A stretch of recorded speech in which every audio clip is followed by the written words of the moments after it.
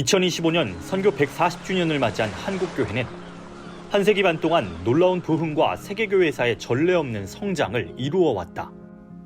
그러나 지금 한국교회는 심각한 위기 앞에 서 있다.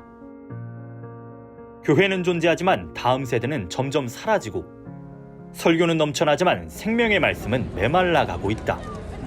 이때일수록 우리는 근본을 다시 물어야만 한다. 신학은 무엇이며 교회의 본질은 무엇인가?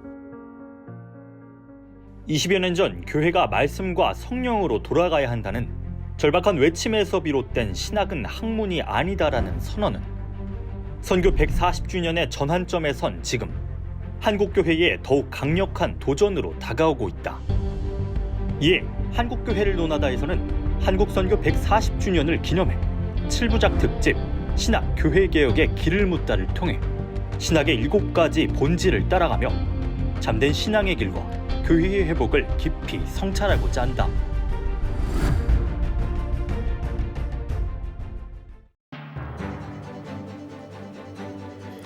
안녕하십니까. 한국교회를 논하다 진행을 맡은 박찬호 교수입니다.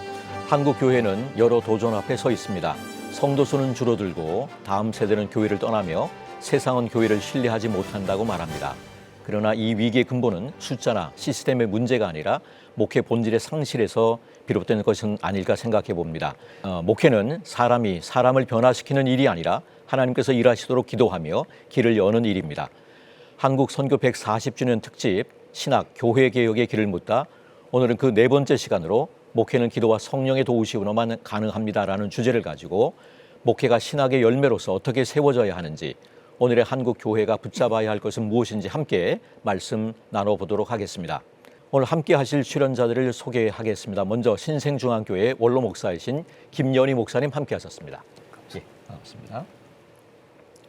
송도 가나안교회를 담임하고 계신 김의철 목사님 함께 하셨습니다. 예, 반갑습니다. 그리고 한국중앙교회를 담임하고 계신 임석순 목사님 함께 하셨습니다. 반갑습니다. 예, 반갑습니다.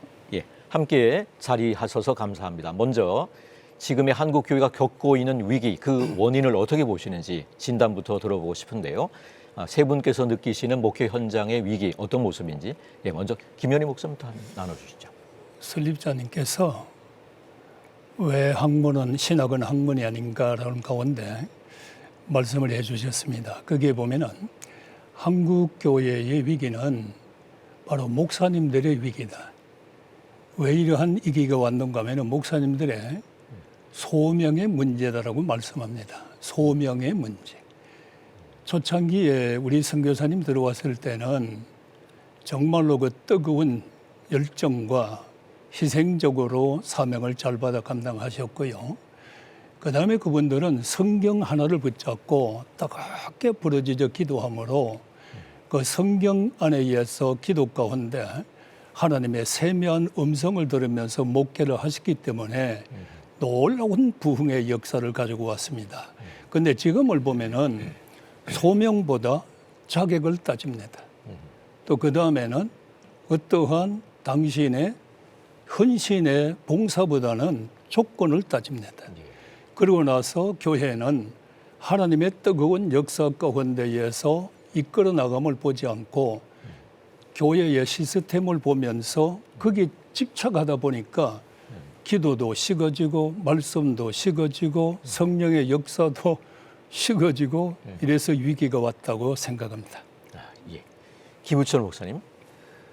저는 같은 맥락으로 한국 교회 위기는 교회 안의 생명력의 상실이라고 생각합니다. 예.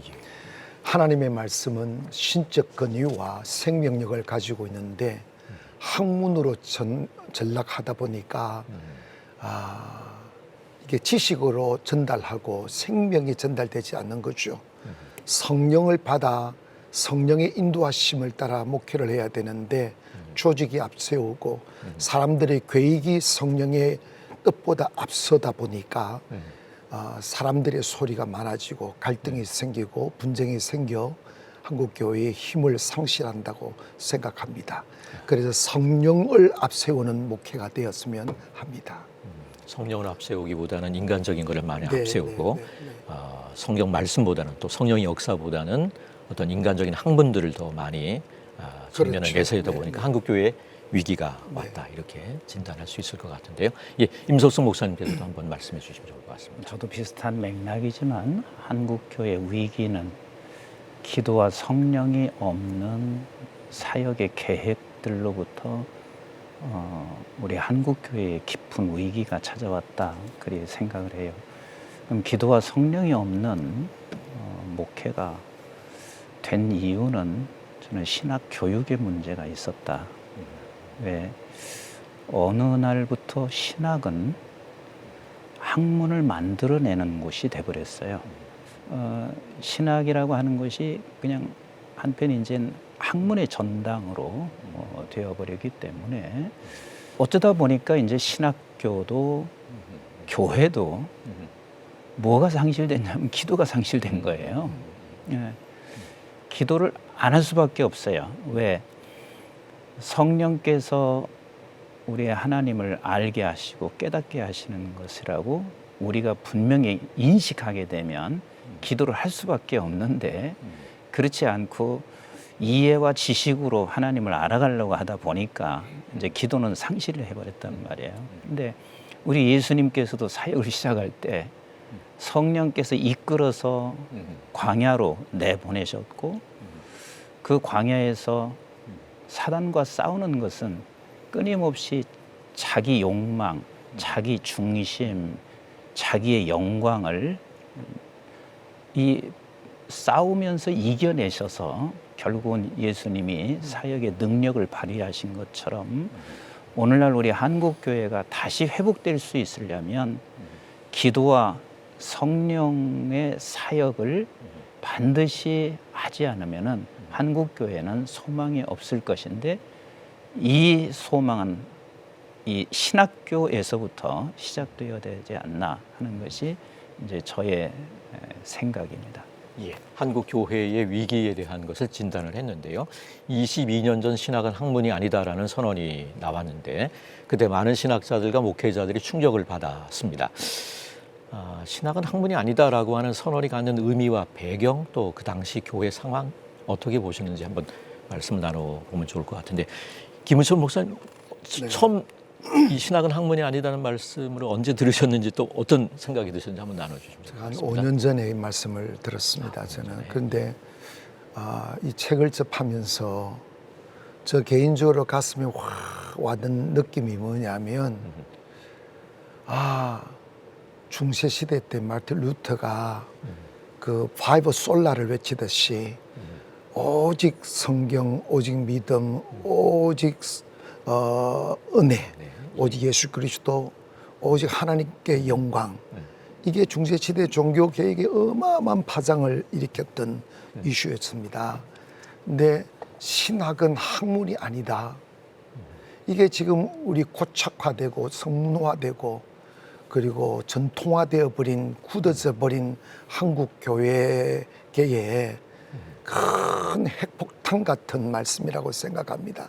이게 뭐냐면 하나님의 말씀이 학문에 머물러 있지 아니하고 하나님의 말씀은 살아있는 생명이다는 말씀이죠. 그리고 이론이 아니고 실제이다. 살아있는 성령의 초대교회처럼 성령의 역사하는 현장이 없는 거예요. 좀 슬픈 이야기인데 저희 교회는 매일 성령을 강조하다 보니까 기적들이 제법 많이 일어나요.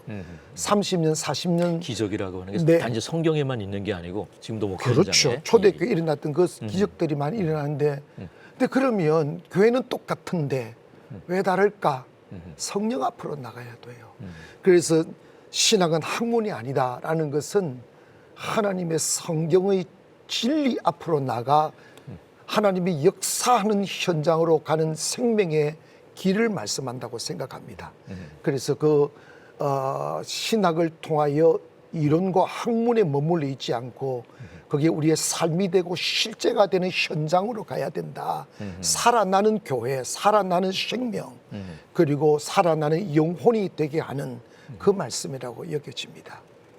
아까 말씀들 나눴던 거와 연결해서 그렇습니다. 얘기해 보면 인간의 학문으로 규격화되어 있던 어떤 그렇죠. 기독교 네. 신앙에 대한 교회에 대한 네. 도전의 말씀. 그래서 루터가 얘기했던 어떤 종교 개혁과도 같은 그런 외침이었다 그런, 네, 이렇게 외침이었습니다. 이해를 하면 좋을 것 같고요. 예, 임석수 목사님께서 한번 나눠주시죠.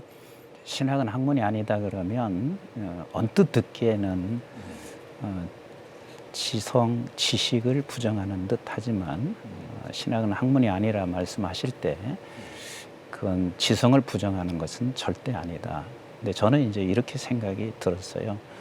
신학이 학문이 아니다라고 하는 이 선언은 첫째는 신학의 가장 중심되는 것을 이제 하나님께로 돌려놓고 싶어하는 외침이다. 굉장히 중요한 그 사명감 같은 외침으로 저는 들렸어요. 그리고 이것처럼 겸손한 고백은 없다고 생각이 돼요. 왜냐하면 우리가 지성으로는 구원받을 수 없고 지성의 한계를 갖고 있는 것에 대한 겸손의 고백이다라는 생각을 했고 또 하나 신학이 학문이 아니다 하는 말은 이게 오르신 말씀이거든요. 왜냐하면 우리가 신학을 함으로 인해서 우리는 하나님 앞에 경배의 자리로 더 깊이 나가야 된단 말이에요. 그 초대교회 교부 안셀무스라고 하는 분이 이런 말을 해요. 신학은 이해를 이루는 믿음이라 하는 이 말씀을 하시는데 그게 무슨 소리냐면 신학을 하는 사람은 본래 믿음을 가지고 들어온 사람이고 그 믿음을 통해서 계속해서 우리가 하나님 앞에 경배하고 나가게 되면 더 큰, 더 깊은 믿음에 도달할 수 있다.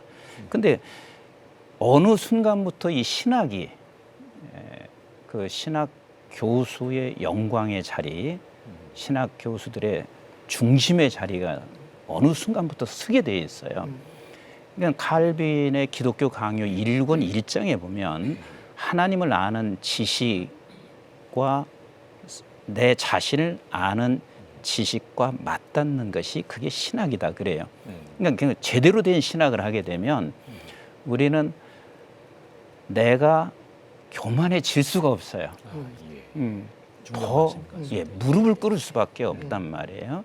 그래서 우리 설립자 장조연 목사님께서 이것을 외치실 때는 저는 이렇게 들렸어요. 한국 교회가 다시 회복하고 살릴 수 있는 예언자적 선포이시다.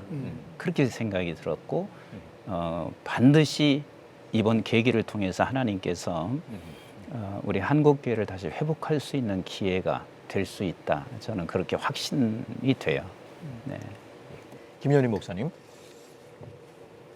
설립자님께서 신학은 학문이 아니다라고 말씀을 할 때 처음에 저도 굉장히 의아했어요. 그런데 기도하면서 신학은 학문이 아니다. 신학은 학문이 아니다. 이렇게 깊이 생각을 한번 빠진 것 같아요.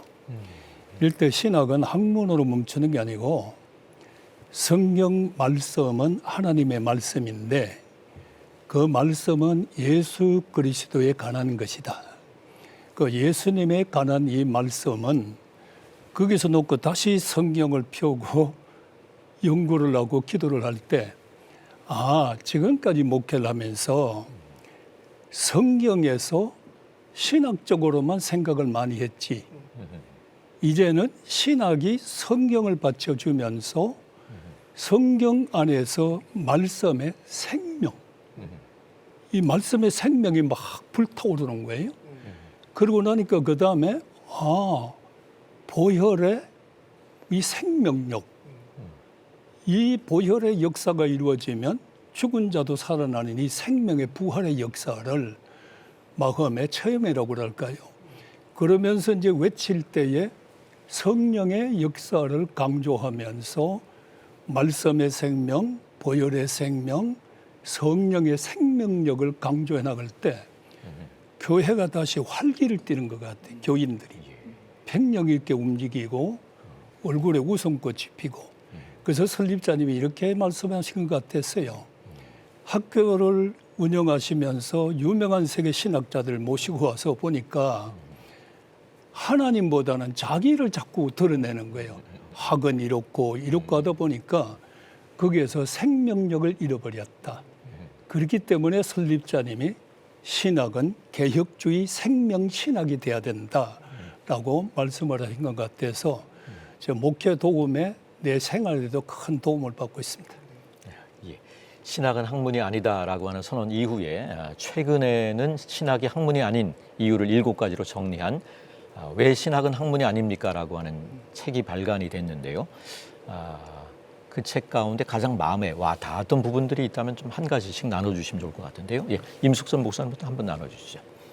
최근에 이 책을 읽으면서 7가지에 대해서는 뭐 제가 깊이 다 공감이 되어지는데 제가 학교도 책임을 지고 있고 또 목회를 하고 있는 입장이다 보니까 저에게는 기도 성령 없이는 목회를 할 수 없다는 것에 대한 더 깊은 공감을 하게 돼요. 오늘 주제와 관련. 네. 그리고 사실 목회를 하면 할수록 기도 성령 없이 무슨 목회를 내가 할 수 있나.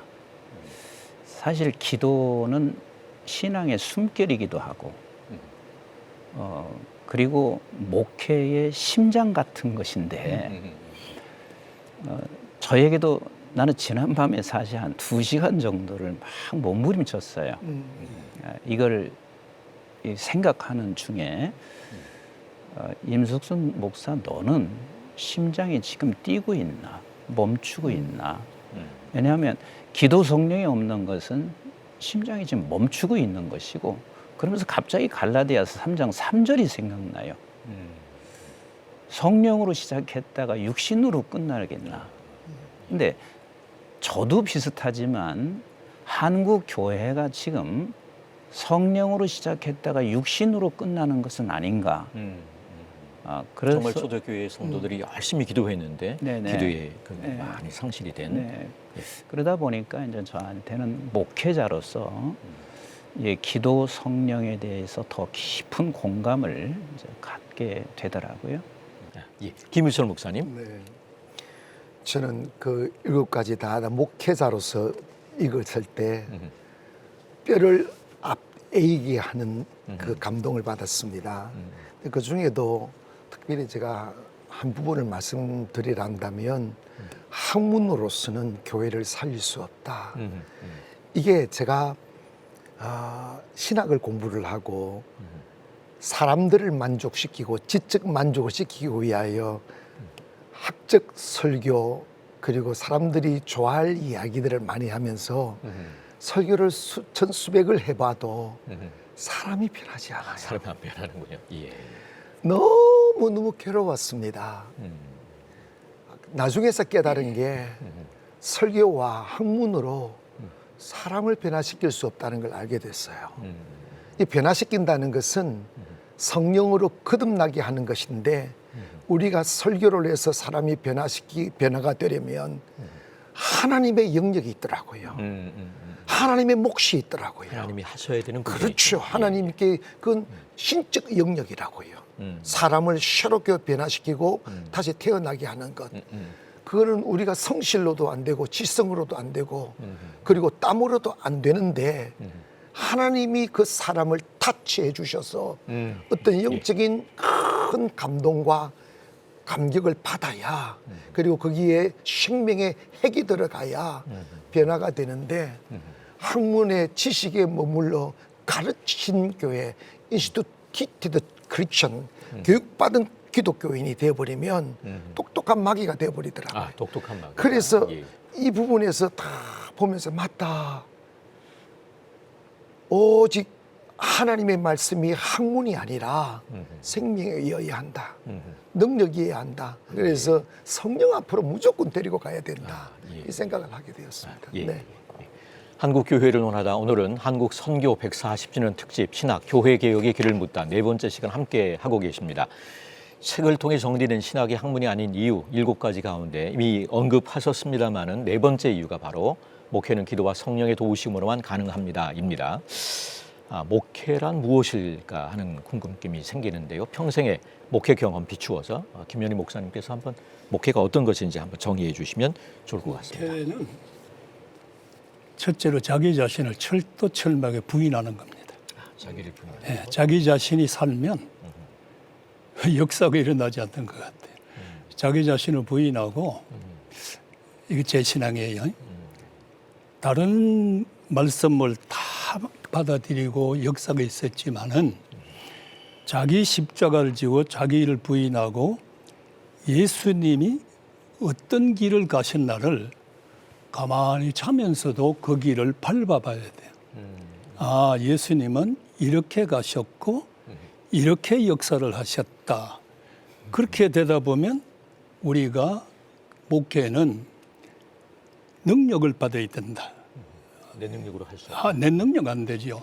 능력을 받으면 말씀과 성령의 능력을 받던 가운데 최고의 사랑은 능력이라고 봅니다. 아무리 말씀이 풍성하고 성령의 역사가 기적같이 일어나도 성령의 사랑을 딱 끌어안고 예수의 사랑을 그들 마음에 심어주지 못하면 어느 정도까지는 가다가 자꾸 실망하고 주저앉는 것 같아요.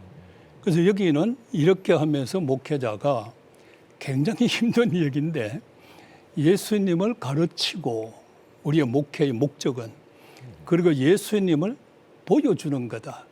우리가 다른 데 보면은 우상은 뭔 형체를 보고 그들이 믿잖아요. 우리는 형체가 없어요. 그렇기 때문에 예수님을 보여주는 목회는 참 힘들죠. 그 목회에 전심전력을 다해봤고 그 다음에는 말로만 신학적 성경으로만 막 하는 것 중요하지만은 예수의 인격을 닮아갈 수 있도록 인도해 나가는 것. 그렇지 못하면 교회에서는 교인인데 바깥에 나가면 교인이라 소리를 안 듣는 그런 것을 제 나름대로 46년 목회하면서 많이 겪어봤습니다. 그렇기 때문에 목회는 하나님의 철두철미하는 그 응답을 하는 거. 무슨 말씀을 해도 내가 여기 있나이다 말씀하시옵소서. 그게 역사가 이루어지면 그의 사명을 감당하기 위해서 막 금식기도도 하고 주님 앞에 부르짖어 매달리기도 하고 그 말씀에 순종해 나갈 때 예수님의 말씀을 바로 전가할 수 있는 통로가 되기도 하고 또 예수님의 말씀을 그대로 전가할 때 예수님의 능력이 나가는 기적의 역사가 표적으로 나타나기도 하고 그리고 마무리는 내가 했다고 하는 것이 아니라 하나님 날 써주심을 감사합니다. 영광을 받으시옵소서. 제 나름대로 목회는 그렇게 정의합니다. 46년 동안의 목회의 어떤 경험을 응축해서 말씀해 주신 것 같습니다. 제가 하나 더 말씀드리면 제가 변두리에서 목회를 하다 보니까 많은 한주가 일어나고 뭐 귀신이 또 기적이 일어나잖아요. 그 산울을 붙잡고 내가 얼마만큼 예수님의 사랑으로 이 영혼을 사랑하느냐는 기도에 기적이 일어나느냐 안 일어나느냐 제 나름대로는 그게 체험을 합니다. 예, 감사합니다. 귀한 이 목회 46년 동안의 경험들을 말씀해 주셨는데요. 예, 김은철 목사님께서도 뭐 아까 얼핏 언급은 됐습니다만 뭐 나름의 어떤 그 목회 전환점이라 이런 것들이 있었다고 들었는데 체험 뭐 경험과 관련해서 교회 부흥과 회복과 관련해서 나름 이렇게 목사님 걸어오신 그 간증 비슷하게 한번 나눠주셔도 좋을 것 같은데요. 저만 그런지 모르지만 저는 목사가 되면 성공할 줄 알았습니다. 사람도 쉽게 모여들고 그리고 부유해지고 그것으로 뭐 선교도 하고 화려한 꿈들을 많이 꿔봤습니다. 그래서 열심히 지적 전달을 하려고 노력을 참 많이 했어요. 세워놓으면 무너지고 사람 됐나 싶으면 떠나가고 그리고 사랑하려면 서로 싸우고 그리고 그 속에 영적 세계가 있다는 걸 저는 깊이 몰랐어요. 교회에 사모하는 마귀가 헛터뜨려 버려요. 마음에 고통의 상처를 남기고 교회가 사라져요. 무너지고. 그래서 저는 내가 성경을 잘못 가르쳐서 그런가, 더 열심히 많이 못 가르쳐서 그런가, 계속 더 열정적으로 설교하고 가르치려 노력했는데 안 되더라고요. 그러다가 하나님께서 어떤 계기를 주셨습니다. 내가 그렇게 잡고자 하는 세상을 다 놓아버리고 깊은 산속에 가서 금식하며 셀 수 없는 나날들을 보내면서 많이 울고 많이 기도하고 많이 금식하고 하는 과정에서 깨달은 게 뭐냐면 목회는 내가 하는 것이 아니구나. 내가 너무 앞섰구나. 내가 하려고 했구나. 내 생각, 내 철학, 내 고집대로 목회를 했구나. 이게 하나님의 일이 아니었다는 걸 알게 된 거예요. 하나님의 일은 성령께서 주도하시는 대로 따라가기만 하면 너무 쉽고 너무 잘 되는데 내가 하나님보다 앞서다 보니까 하나님께서 마치 내가 하는 모든 일이 바벨탑처럼 여기셔서 무너뜨리시더라고요. 뼈저리게 회개하고 뼈저리게 무릎 꿇고 모든 것을 내려놓고 주님께서 주시는 음성이 이것이었습니다. 나는 너를 내 일꾼으로 부르지 않고 나는 너를 나의 사랑으로 불렀다. 네가 세상을 얻으려고 목회하지 말고 일꾼이 아니라 사랑으로. 그냥 나는 너를 사랑해서 부른 거야. 일꾼의 자리에 있지 말고 사랑하는 자리에 있어라. 그래서 너는 나를 사랑하라. 그리고 내 사랑을 입어라. 그리고 그 사랑을 전하라. 그 말씀을 듣고 한참 동안 울면서 지금까지 먹을 것 위에 걱정하고 입을 것 위에 걱정하고 미래 내 신부를 위해 걱정했던 모든 걱정을 내려놓고 주님의 선택의 질을 맡겼습니다. 굶기 죽이면 죽이시라고. 그리고 축복하시면 하시라고 주님의 주권이 나를 맡기겠습니다. 그래서 다 맡겼더니 그날부터 기적이 일어나더라고요. 나름의 어떤 터닝 포인트가 된 거네요. 은혜의 길이 열리기 시작하더라고요. 생각하면 생겨나고 원하면 되어지고 그리고 주님께 맡겼더니 사람들이 너무 쉽게 변하는 거예요. 그래서 목회는 내가 죽어야 되는구나. 내가 없어져야 되는구나. 그리고 삶의 주도권을 철저하게 주님께 맡겨드리는 거죠. 그래서 제가 깨달은 게 하나가 있어요. 예전에 영어를 배울 때 after you please라는 말이 있습니다. 양보할 때 당신 먼저 하세요. 당신 먼저 먹으세요만 화제할 때 after you please. 그때 제가 그 은혜를 깨닫고 한참 동안 성령님께 이랬습니다. after you please. 성령님이 먼저 가세요. 하나님께서 앞서가시도록. 그러니까 목회가 너무 쉬운 거예요. 김현희 목사님 뭐 자기를 부인하는 게 목회라고 하는 말씀하고 또 연결이 되는 그런 내용이라고 생각합니다. 이 임석수 목사님께서는 이 목회자가 영적 지도자라고 할 수 있는데 영적 지도자로서의 목회자에게 필요한 자질, 뭐 덕목 이런 부분들 혹시 어떤 게 있을런지 한번 나눠주시면 좋을 것 같습니다. 사실 뭐 대부분 다 목회자들이 비슷하게 출발하는데 처음에는 이 어마어마한 비전과 일에 중심을 두고 있었다면 저도 목회 사역을 하면서 후에 깨달아지는 것은 하나님께서 이렇게 말씀하시는 건 나는 너를 만들고 싶은 거예요. 목회하면서 너가 예수 닮아가기를 원하시는 것이다. 그래서 사실 우리 부교육자님들이 목사 안수 받아서 시작하면 첫 마디가 그래요. 교회 일 많이 하고 싶지, 또 선교사로 나가면 선교 많이 하고 싶지. 근데 예수 닮으면 돼.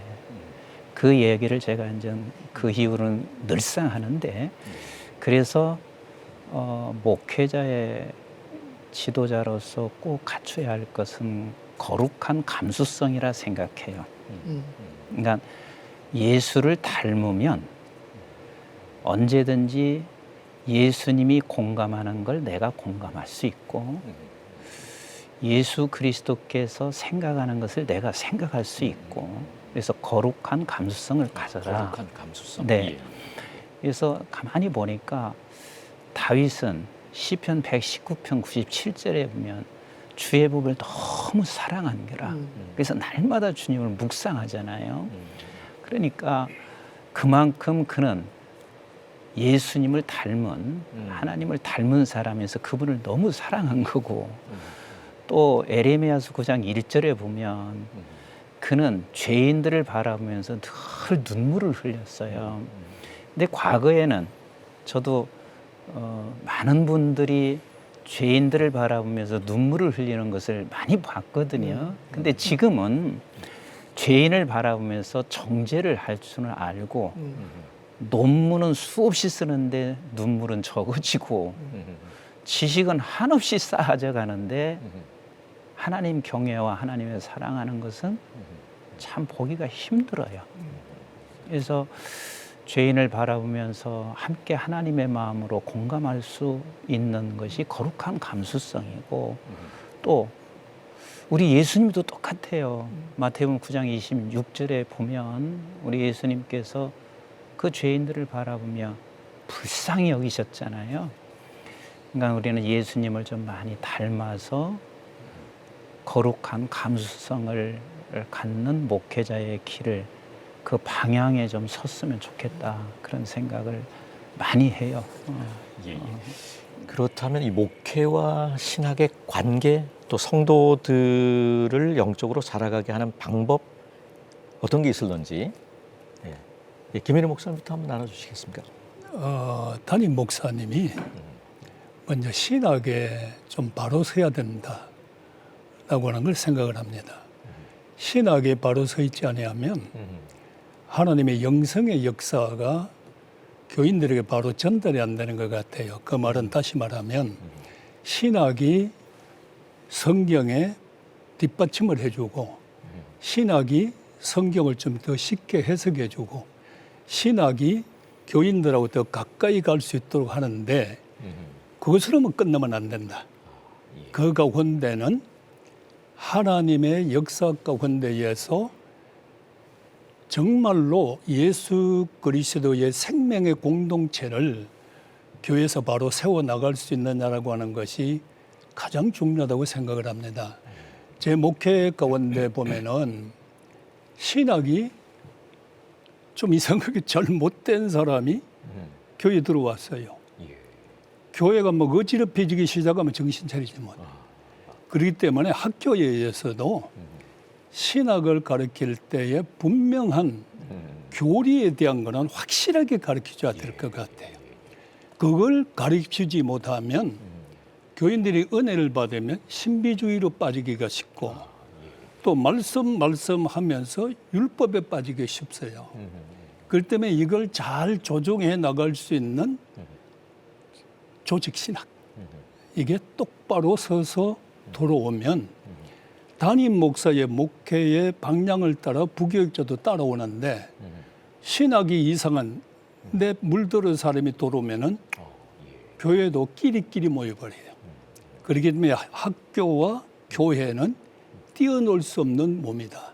학교에서 얼마만큼 바른 신학을 가르치냐에 따라서 교인들도 바로 갈 수 있도록 인도하는데 보인들을 가로갈 수 있도록 한다는 것은 목회자가 날마다 죽는 것 같아요. 그러나 내가 죽고 예수님이 사시옵소서. 그렇다 보니까 기도를 안 할 수가 없잖아요.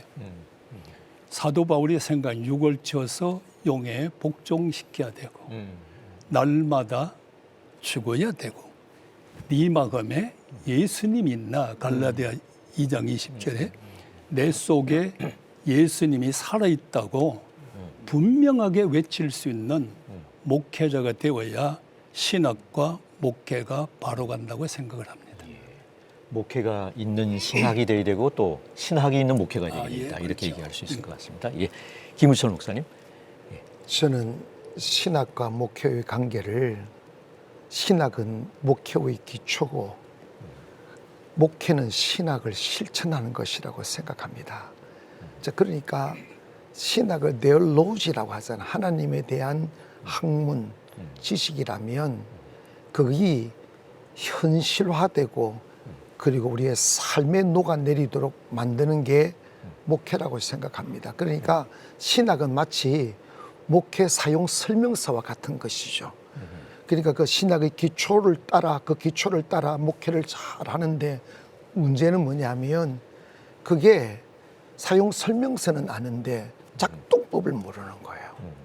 그래서 이 목회가 현실에 하나님의 말씀이 살아 좌우의 날쌘 금보다 예리하여 홍과 영검이 골수를 찔러 쪼개어 변화시켜야 되는데 그 현장이 없는 것은 신학을 학문으로만 보고 있기 때문입니다. 신학을 생명으로 받아들이고 그 신학 속에 계신 하나님을 인격적으로 깊이 경험하는 것. 그래서 우리가 기록되어진 하나님의 말씀을 걸어다니는 하나님의 말씀, 살아 역사하는 하나님의 말씀으로 내보이는 것이 목회다. 그래서 목회 현장에 하나님의 역사하심이 끝없이 내보여야 그것이 목회가 잘 될 수 있고, 초대교회의 특징이 뭡니까? 바리새인들과 서기관들이 가르치던 말씀은 성문화된 말인데 사도들이 말씀을 가르칠 때 표적과 기사가 일어나 현장에 있었다고요. 그 결과 교회가 붕이 일어난 거죠. 그래서 신학과 목회는 뗄 수 없는 관계다, 이렇게 생각합니다. 예, 임석순 목사님. 두 분께서 다 말씀하셨지만 신학과 목회는 가장 가까운 만남이 이루어져야 되고 분리될 수 없는 건데, 가끔 이제 제가 이제 신학교를 책임지고 있어서 그런지는 모르겠지만 목사님들이 이런 말씀을 하셔요. 신학생들 좀 잘 좀 가르치시라. 왜냐하면 교회 오면 다시 가르쳐야 된다. 이 이야기를 참 많이들 하세요. 근데 저는 이제 신학은 등불이라고 생각해요. 그럼 목회는 뭐냐면 이 등을 들고 걸어가는 게 목회라 생각하거든요. 그래서 만약에 신학이 등불을 잃어버리면 이 목회는 결국 그 등불이 꺼져가게 돼 있어요.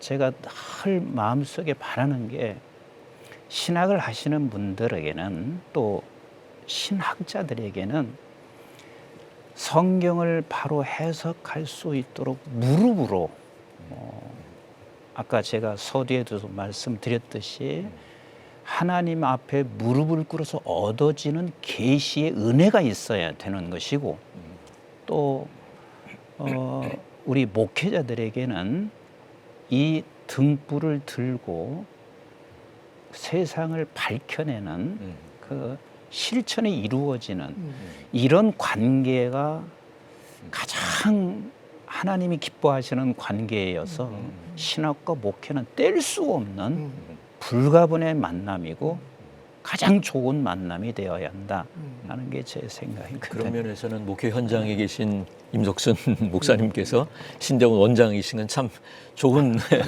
그런 부분인 것 같습니다. 예, 지금까지 논의된 내용들을 신학교육과 연결해 본다면 앞으로의 신학교육 어떤 방향으로 나아가야 한다고 보시는지, 예, 김현애 목사님 한번 나눠주시면 것 같습니다. 신학 교육이 말씀 중심으로 가야 된다라고 생각을 합니다.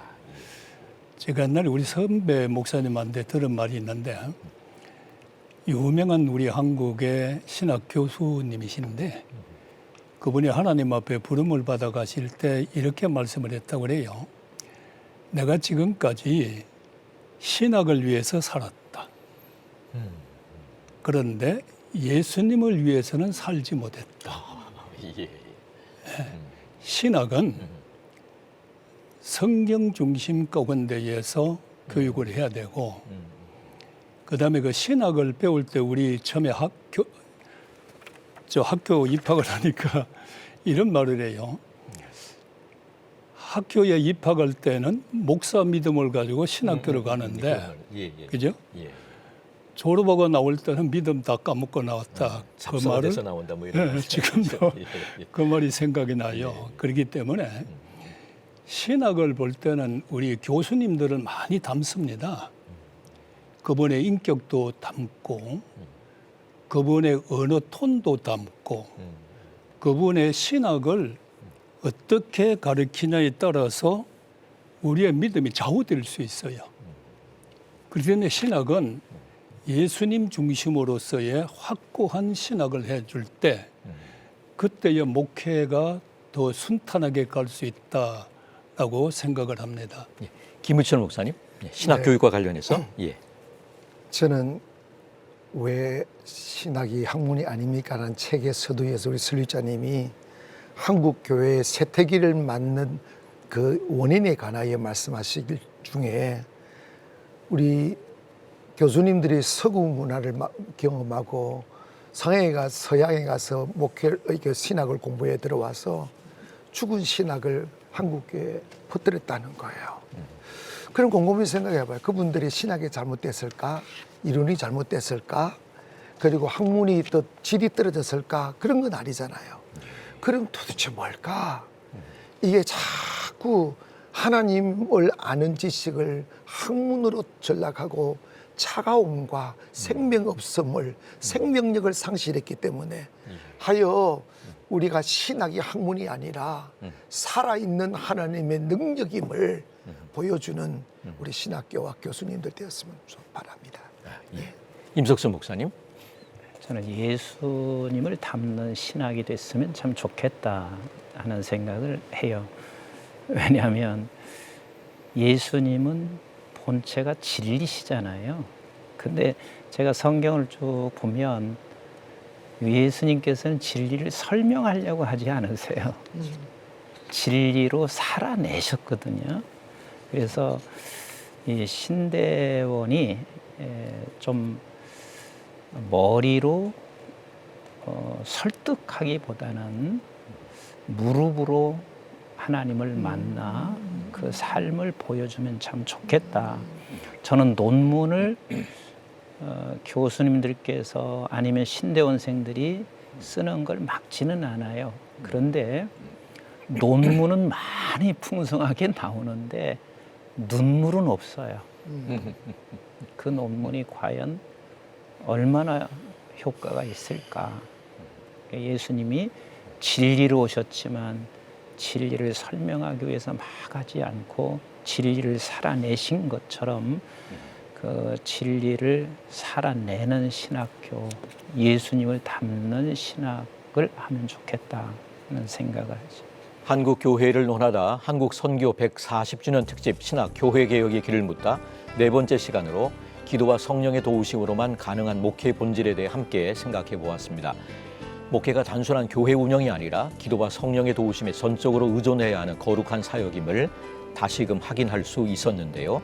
신학이 머리에 머무는 이론이 아니라 무릎으로 들여지는 신앙이 될 때 교회는 살아나고 목회는 힘을 얻게 될 것입니다. 한국 교회가 다시 기도의 자리로 돌아가 성령의 인도하심 안에서 회복과 개혁의 역사를 써 내려가기를 소망하며 한국 교회를 논하다 오늘 순서 여기서 마칩니다. 함께해 주신 여러분 고맙습니다.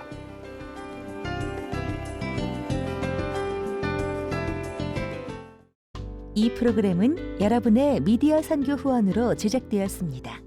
선교는 사명, 후원은 동역. 당신도 복음을 전할 수 있습니다. 선교 후원 02-6333-1003번